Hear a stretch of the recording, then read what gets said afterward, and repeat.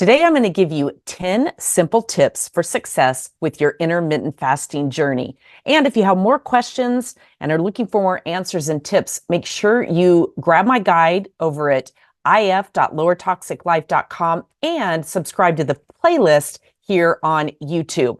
All right. Tip number one, start each morning with 8 to 16 ounces of pure filtered water.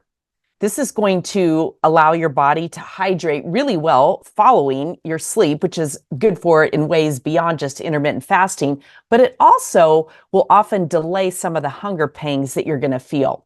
Now, tip number two, drinking coffee or black or green tea is also a great way to curb your appetite when you first feel those hunger pangs, especially if you're not quite ready to start your eating window for the day. But ideally, you want to wait 30 minutes to 2 hours after you get up in the morning because it gives your body time to process the water that you've given it and just delay some other things with the cleanup and the good stuff that's going on through your fasting regimen. Number three, when you first feel hungry beyond that morning glass of water, delay again that hunger and breaking your fast by consuming another 8 to 16 ounces of water and drink it slowly. Set your timer for 30 minutes and just see what happens. Tip number four, stay busy, especially as you progress through your intermittent fasting journey and you begin to learn when those times of the day are when you start feeling hungry. For some people, it's first thing when they get up. For others, it's midday or later in the evening. And depending on when you have your eating window defined, you'll know and learn when those times are. So stay busy by taking a quick walk, do a little yoga routine, write in your journal, read a book, go to the library. That's something I used to do because I was away from food. I was out and I could find that I could really distract my mind with the books in the library. Tip number five, avoid telling too many people who have a lot of opinions about what it is you're doing when you first start intermittent fasting. Now, you want to avoid telling those people who might be negative and who might want to offer their opinion or tell you why they think it's a bad idea or how you're going to totally disrupt your metabolism. In most cases, people don't really truly understand and they haven't educated themselves on how intermittent fasting works. Now, at the same time, if you have people who you feel would benefit from this and you want to reach out to them and say, hey, I'm giving intermittent fasting a go for 30 days.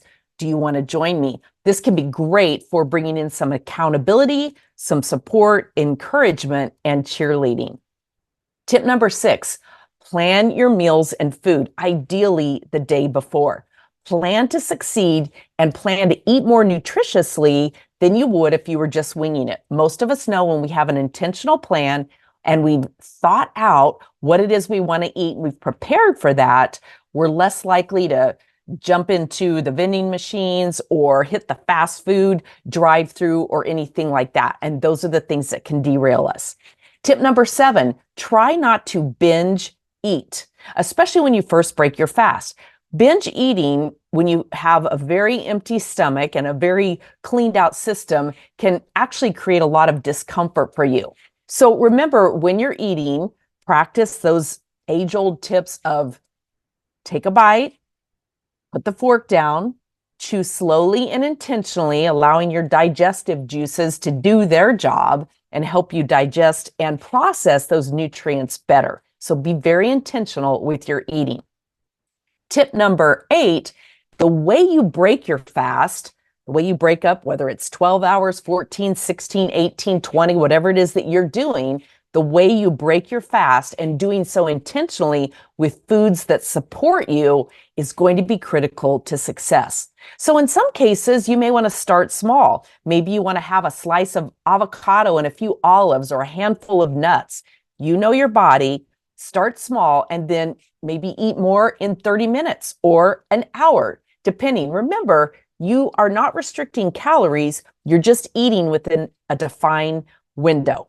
And so I know for me, I very often like to start with vegetables or healthy fats that create kind of a sieve within my stomach and allow the insulin release to be slower and a lot of other great things. All right, tip number nine, Don't beat yourself up if you get derailed for a meal or a day. Let's say something happens and you end up shortening your window and only have 8 hours, or you binge eat, or you eat a lot of stuff that you normally wouldn't. Here's the beauty of intermittent fasting. You can't get it wrong unless you just don't do it. There's no rules.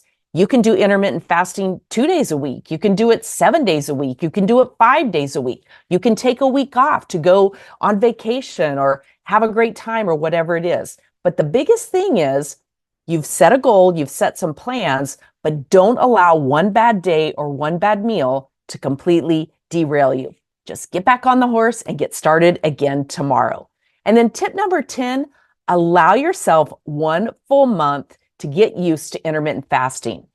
That can be the most challenging thing of all. We have this goal of what we want to accomplish, and sometimes that goal comes with an expectation of a certain number of pounds to be lost, weight to be dropped, or dress size to be different, pant size, whatever. Allow yourself 1 full month and don't get discouraged if you don't see the results that you want right away. Now, if you have more questions or you're looking for more tips on intermittent fasting, my playlist here is going to provide those for you, or drop a comment or a question below. And also, if you don't have my intermittent fasting guide, go to if.lowertoxiclife.com and grab it.